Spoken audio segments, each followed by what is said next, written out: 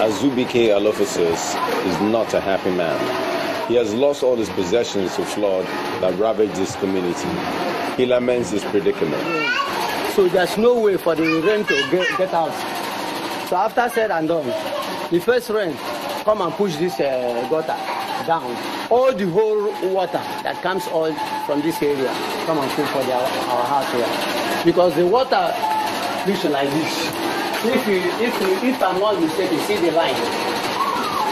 You can get lines. So all these places is full of water. We are suffering for it now. There's no property inside our room. He is not alone.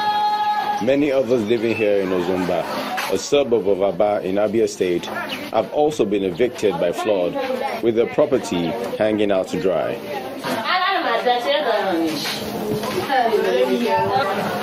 Aside from this, residents wake up every day to the sight of overfilled gutters, which they say puts them at risk of contracting not one, but several diseases. And why we are complaining is that the mosquito now is alarming.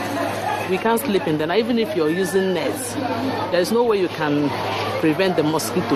And the another thing is that the water now is smelling. It's now having odor. People living here is no longer conducive. Some have had the unpleasant experiences of falling into the gutters. When I was going somewhere, I fell inside water, and the water was deep.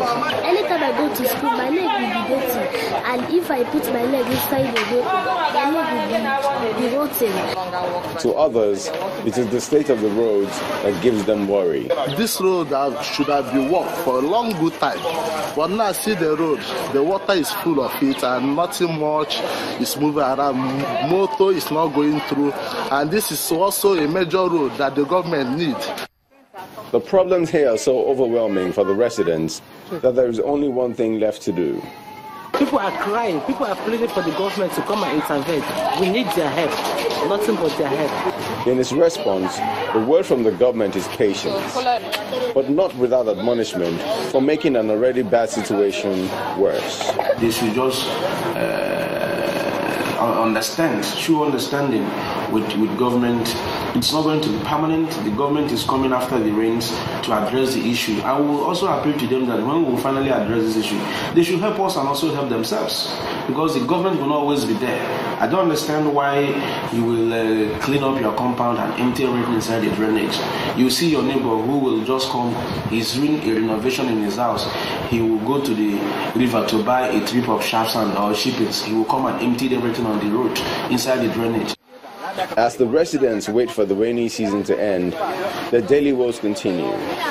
When this is eventually resolved, perhaps the situation will help all concerned to understand the need for better planning and clean living to avoid an outbreak of diseases that cannot be controlled.